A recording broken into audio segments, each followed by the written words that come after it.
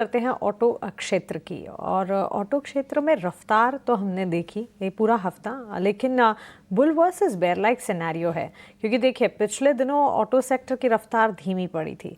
अब यहाँ से फेस्टिवल बूस्ट जो है ऑटो सेक्टर को मिलेगा। और जब जीएसटी रेट रैशनलाइजेशन की खबर आई थी, तमाम कंजम्पशन से जुड़े पॉकेट्स जिसमें ऑटो सेक्टर भी शामिल है, हमने वहाँ पर भी बूस्ट अप देखे थे। लेकिन ऑटो शेयरों में आगे की चाल कैसी रहेगी? क्या तेजी का दौर जारी रहेगा या फिर मंदी आएगी? बुल वर्सेस बेयर की सारी डिटेल्स लेकर शरद है हमारे साथ। शरद, बताएं कैसे नजर आ रही है ऑटो सेक्टर की चाल? देखिए मानसी, देखिए शॉर्ट टर्म में हिकअप्स रहेगा, तो अगर most of the bear case ना शॉर्ट टर्म रहेगा। अब ट्रेडर हैं तो आप समझ जाइए मैं क्या बताना चाह रहा हूँ, लेकिन अगर आप इन्वेस्टर हैं तो लॉन्ग टर्म बेसिस पे तो मानसी बुल केस तैयार है। तो इसको हम लोग क्या करेंगे ना, दोनों पॉइंट निगेट नहीं करेंगे, पीरियड वाइज बांट देते ताकि इजी रहेगा ऑडियंस को समझने के लिए।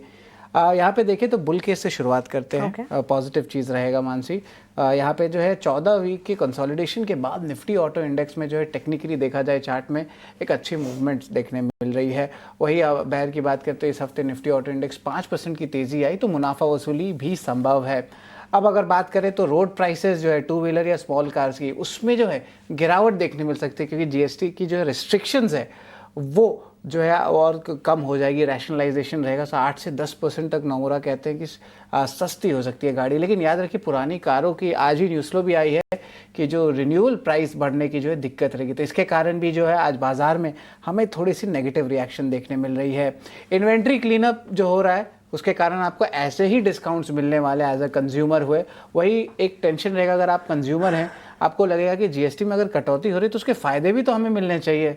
एक तो लास्ट ईयर का डिस्काउंट भी हमें चाहिए और जीएसटी के फ़ायदे भी चाहिए, तो उसके कारण शायद जो है डिले कर सकते हैं अपनी परचेस को। तो इस पर भी जो है हमारी नज़र रहेगी। सप्लाई चेन इश्यूज़ देखें तो ये जो है चाइना के साथ दोस्ती हो गया है, तो वहाँ पे रेयर अर्थ के जो प्रोडक्ट्स है वो खास कर बहुत अच्छे रहेंगे ईवी सेगमेंट को लेके। वही अगर फेस्टिव सीज़न की बात करें तो बिक्री पर जो है असर अभी जो है कहीं ना कहीं मंदी का देखने लग सकता भी है, क्योंकि किस तरह बेनिफिट आती है उस पर भी जो है बाजार की नज़र जो है रहने वाली है। डाइवर्सिफिकेशन भी कर रहे कंपनीज, यहाँ पे देखें तो एक्सपोर्ट्स पे, नए इंडस्ट्रीज़ पे जो है जा रहे हैं।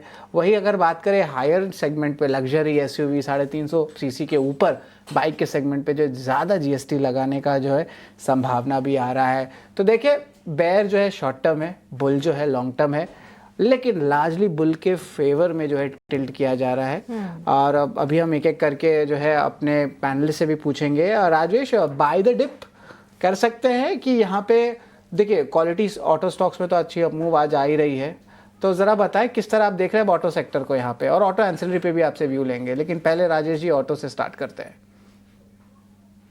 शरद जी, बाय ऑन डिप्स की स्ट्रेटेजी ही रखेंगे ऑटो सेक्टर पे। और नियर टर्म सेटअप के हिसाब से भी जिस तरीके से ब्रेकआउट यहाँ पे most of the auto stocks में देखने को मिला है, हमें लगता है यस यहाँ पे लॉन्ग टर्म ट्रेजेक्टरी तो इसकी इंटैक्ट है। और हमें लगता है गोइंग फॉरवर्ड यहाँ पे एक अच्छे मूव बनते हुए दिखेंगे। अगर निफ्टी ऑटो इंडेक्स को भी इटसेल्फ देखें तो ऑलमोस्ट 10 से 12 वीक के कंसोलिडेशन रेंज का ब्रेकआउट यहाँ पे देखने को मिला है, और कंफर्टेबली अपने near term short term moving averages के ऊपर सस्टेन होते हुए दिख रही है।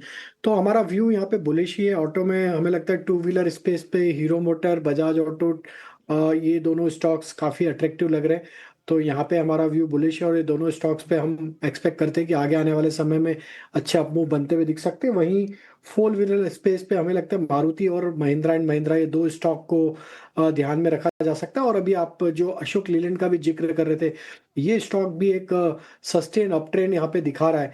तो हमें लगता है कि मैक्सिमम अगर हम पूरे सेक्टर को एनालाइज करें तो most of the sectors, most of the stocks sector के ऑटो एंसिलरी के एक अच्छे बुलिश साइन ही दिखा रहे हैं नियर टर्म शॉर्ट टर्म के हिसाब से। तो हमें लगता है ये सेक्टर अगर ये वॉलेटिलिटी में आपको छोटा मोटा डिप देता है तो यहाँ पे एक अपॉर्चुनिटी ढूंढना चाहिए। और काफी स्टॉक्स में हमें लगता है कि एक अच्छी रैली आगे आने वाले समय में अनफोल्ड होते हुए दिख सकती है।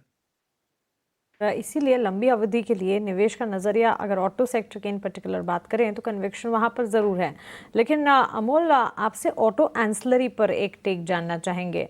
बैटरी, टायर, कार्बन ब्लैक से जुड़े जो स्टॉक्स हैं एंसिलरी की लिस्ट में जो आते हैं, एक्सपोर्ट को लेकर अनसर्टेनिटी की वजह से वहाँ पर चैलेंजेस ज़रूर दिखते हैं। आपकी राय ऑटो एंसिलरी की चाल पर क्या होगी? तरीके का सेटअप है। एक तो जो ऑटो के लिए पॉजिटिव न्यूज आई थी, वहां पे एक टू व्हीलर फोर व्हीलर सभी सेगमेंट्स में एक बाउंस बैक देखने को मिला। हीरो मोटो अगर हम जैसे स्टॉक में 17% की ये सीरीज में रैली देखने को मिली, तो नेचुरली जब सेक्टर स्ट्रांग हो रहा है तो उसका इम्पैक्ट ऑटो एंसिलरी पे भी आएगा।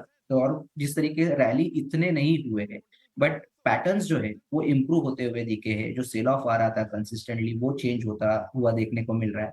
अशोक लेलैंड